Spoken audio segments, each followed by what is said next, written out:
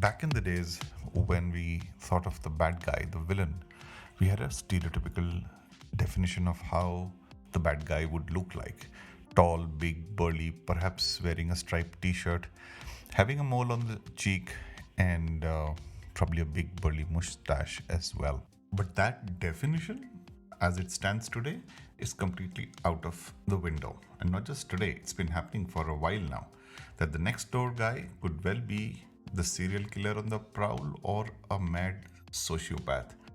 How does one identify? How does one figure out? And if you're one of the ones moving in with a partner, here are a couple of things to think about. Ladies and gentlemen, boys and girls, welcome to the Iron Man Experience, a podcast about society, art, culture, people, life, entertainment, movies, cricket, and in this episode, we talk about live-in couples.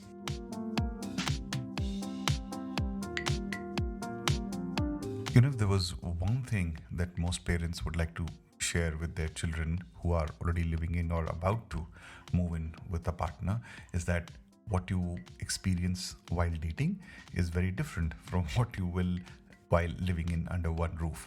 Now, for that, we to understand why dating is so exciting. Part of the reason dating is so exciting is because it's time bound.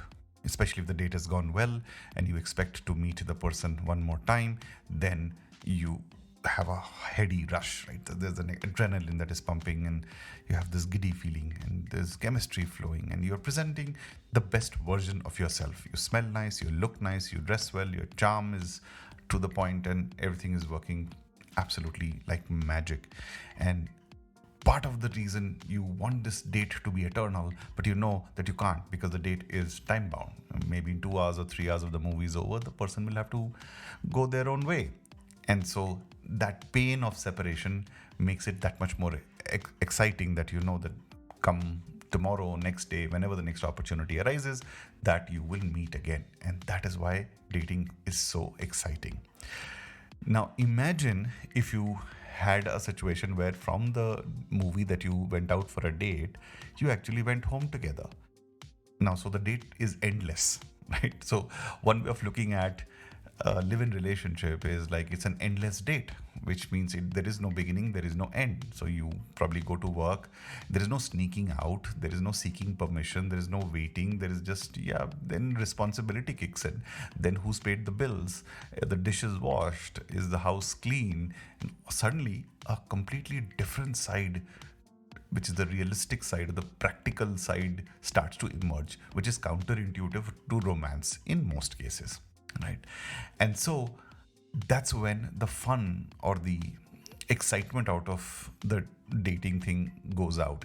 That's when the love flies out of the window and reality comes storming into your household. Now, remember, you've been brought up very differently, right? You come from a different family, different value system, different environment, different mindset, and different ways to address a situation. And so when you live under one roof, clearly some of these things surface over a period of time. Now you're no longer presenting the best version of yourself. Remember, now you're just being yourself. So you wake up in the morning, your breath is probably not the best smelling at this point in time. Your hair is all over the place. There's no makeup. And for the man, of course, this scratching and, all that. Let's not get gross about this, but you get what I'm saying. And so you're clearly not the best version of yourself. And so then the image that you had while dating starts to crumble. And that's when some of the disengagement, for lack of a better expression, starts to creep in. Now, once you live under one roof, there will be some adjustments that everybody has to make. But what is important to realize, what are negotiable, acceptable adjustments and what are non-negotiable, non-acceptable adjustments.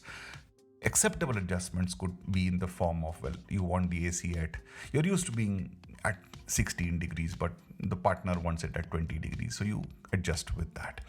Or you are an early morning person and the partner is a late night person and somewhere you compromise. Sometimes it's about keeping the house clean. Sometimes the man has to clean the house. Sometimes the woman has to do it. Sometimes you do it together. And so these kind of adjustments are minor and acceptable, and one should acknowledge and make these things work instead of they becoming a big roadblock. However, there are those set of things which are non-negotiable, not acceptable, and we'll come to that when it transcends from a request into a demand. And if it starts to infringe upon your individual personality, your background, if you're physically hurt, you're emotionally hurt, or if you're being taken advantage of financially, then that is a no-go. That's a non-negotiable. So if you are in such a situation, then what do you do? Let's find out.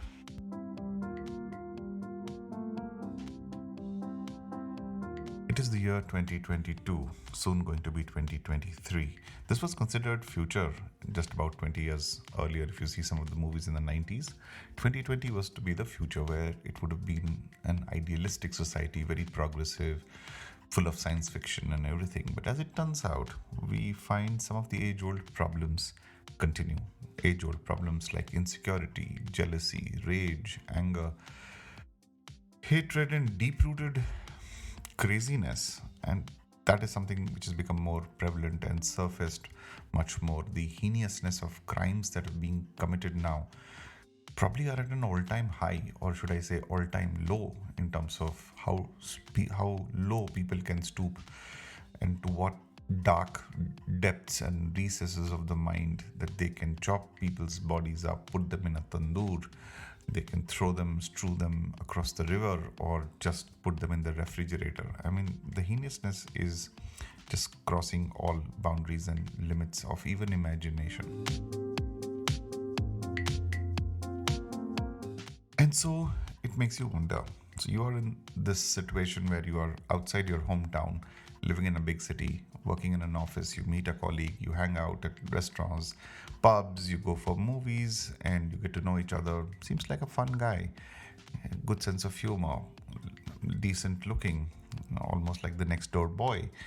And you decide to take the big leap, which means that there is the relationship which has grown over a period of time. And these days, over a period of time has a very different connotation. Earlier, over a period of time would typically constitute, say, a 4 or 5 year period. Now it's like 6 months to a year is like an over a period of time, which means fairly long time. So you've been dating for about a year, and now you fairly feel confident about this guy and take this decision that why not move in together. And so if you find yourself as one such person who's contemplating moving in with your partner, with your boyfriend, then what are the 2 or 3 things that you ought to think about before taking this step? Let's find out. Number 1, use common sense. Number 2, use social media. Number 3, protect yourself first. And number 4, trust your gut feel. Now, I'll dive into each one of them. Use common sense, right? You've been working with a particular person. Of course, you feel attracted to this person, and probably you're already into a physical relationship, intimate relationship. So there is a degree of confidence that is already developed. But somewhere there are signs. Oftentimes, the key giveaway is that is there a sign, this sudden violent behavior or something which is not necessarily happened with you, could have been like a road rage incident, for example, or it could have been some massive showdown with somebody else. Somewhere, keep observing very keenly if there are any deep-rooted insecurities or anger management issues. Keep a mental note of it. Clearly, there's no measure index that, if you get angry 3 times, then you are a psychopath. Please, that's why I said use common sense. Somewhere learn to understand what is absolutely wrong versus what is a situational thing. Now, if that is for external incidences, if it happens internally, that's a red flag. What I mean is, if the act of violence is with you in person, then that's a no-go. Zero tolerance. Right? There is no step 2 to that. That's it. And you ought to take stock of that situation. Even if it means that your heart is elsewhere and your brain is elsewhere, in this instance, please listen to your brain. Yes, you could go wrong and probably break off maybe a good relationship, or probably think that, am I overreacting? Well, when in doubt, reject. If you have an iota of doubt, First port of call is protect yourself. Number two, using social media. When I say social media, just not putting up a picture on Instagram or Facebook. Stay connected with loved ones, right? There is a reason for you to have a Facebook account or any of the other social media accounts. Keep in touch. At least have or develop, if you don't have one intimate, close relationship, confidant who is not your partner. Right? So somewhere there is a outlet, somewhere somebody you can trust, and if that happens to be your parent, sibling, whoever, then so be it. Right? Somewhere somebody needs to know what is happening. There is that much they can do, because you probably want them to stay away, but it is important that they know. More often than not, you take these decisions unilaterally and keep it within yourselves and bottle up, and it eats you up from inside. You are itching to speak with people, but you can't, because probably they won't approve of it, probably they won't listen to it. But even then, times are such that it is better that you confide in at least one person other than your partner, of course. And so please make sure that you use social media appropriately where required. It's just not about posting your happy-go-lucky photographs, or your vacation pics and those kind of things, or your quote-unquote show-off pics. That's not the one. Sometimes it's okay to share your mindset to the people that you know. Create a circle, create a close group where you can WhatsApp them and let them know, today you're not feeling well, today you're not up to it. Just let people know, right? Otherwise, sometimes there is people fall out of the blue, like, oh really, I didn't think this would happen at all. And so make sure that you develop a circle of close confidence around you.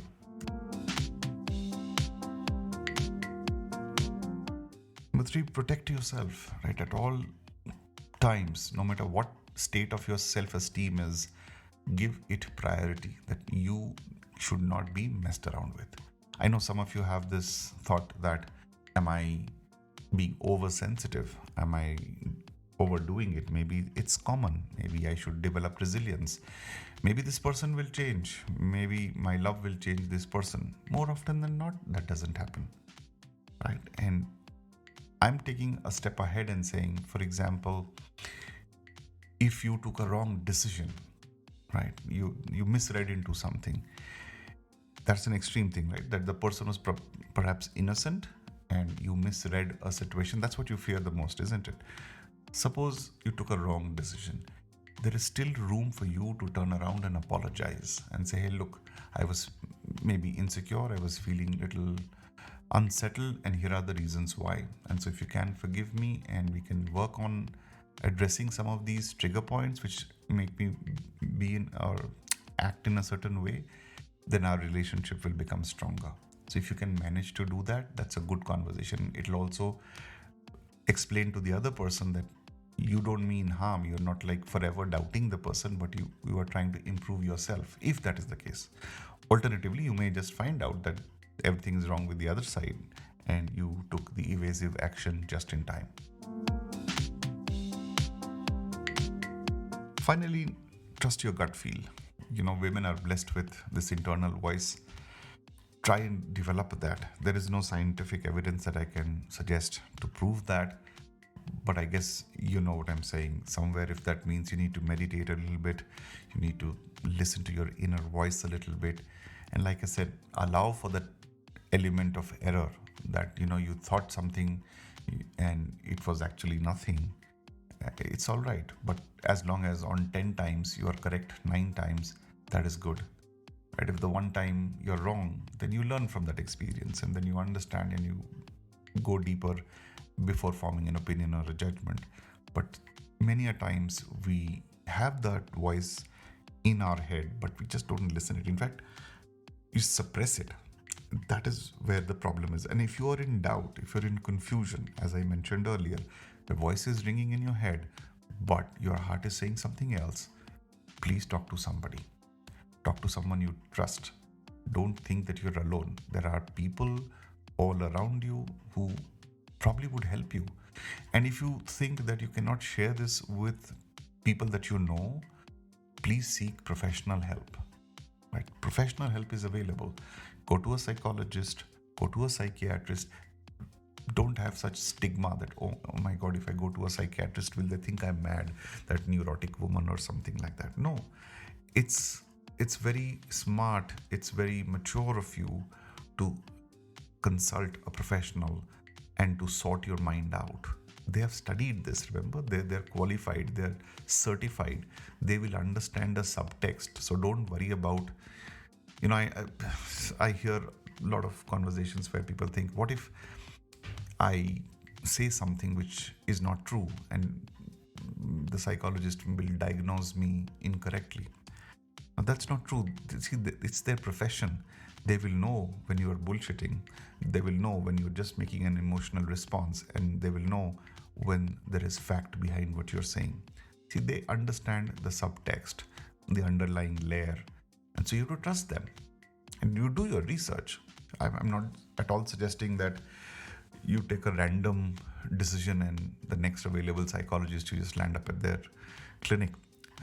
Please do your research. A lot of the stuff is available online. Check WebMD, check whatever the medical practitioners are there in your neighborhood. Check for their certifications, check for their feedback, and then at least speak to 2 or 3 of them, and whoever that you find more comfortable, have that conversation moving forward with them, right? So there are ways to listen to your inner voice, and if you are not able to listen to it, allow someone who can help you listen to it. Look, I'm not a qualified doctor or a psychologist or any medical expert, but all I would urge any of you in any doubt or any confusion, please do not keep it to yourself, right? I know some of the suggestions that I share could be very simplistic. The idea is to get started with simplicity, isn't it? We can think of harder measures, like if you need medications, if you need some serious treatment at a later stage. First of all, catch the signs as early as possible. That's the only ask before you make such a decision. I am not against living in relationships or anyone contemplating or currently living in such situations, but it is always important to not just take care of your emotional side, but also take care of your physical well-being, also your financial well-being. Please protect yourself from all these facets. I think the thumb rule is, I always give this analogy in other forums, is, you remember the time when you are about to take off inside a flight and the air hostess shares the security message. In that security message, most people don't listen to it, but there's one very key message. And she says, or he says, or they say, that आपातकालीन स्थिति में पहले अपने आप को mask पहनाइए. Essentially meaning, if the plane is in danger of crash landing and the overhead masks drop in, please help yourself with the mask first before helping somebody else. And that is the key essence of life as well. First, protect yourself, help yourself, keep yourself alive, then worry about other people, right? And so in relationships like these, I know these are very delicate, sensitive issues, might make for an awkward conversation, but nothing stops you from protecting yourself financially, emotionally, physically, mentally. Just take care of yourself. You're worth it, right? You are much more than you can imagine. So don't give up hope. Don't get bogged down if you probably have a difficult relationship. Get out of it. Take a break. If you can, go live in some other place. Go stay in a safe space. Identify that safe space. And so the list is endless. To each their own. But like I said, use your common sense as much as you can. You don't need to become paranoid on one hand, but you cannot be ignorant on the other. So keep some of these points in mind. I really wish, pray, and hope that you have a happy, healthy, fulfilling relationship. At the same time, you are mentally, emotionally, financially, and physically absolutely secure. Well, that's all the time I had for this episode. These are very difficult and disturbing times, and reading such news about the crimes, it really upsets me. And so, if you know anybody who is in distress, please help them out. If nothing else, please share this episode with them. If you think you cannot talk to them directly, maybe listening to some of this basic common sense advice might just, strike a bulb somewhere. And if it is you, then please re-listen to this if required.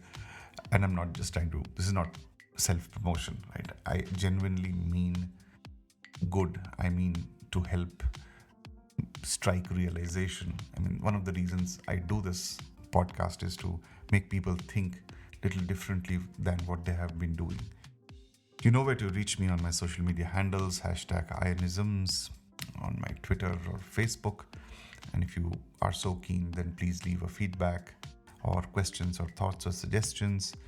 I will try and include them in subsequent episodes. Till we meet the next time, stay safe, stay well, and take care of yourself. This is your host, Ian, and you are listening to the Iron Man Experience. Peace out.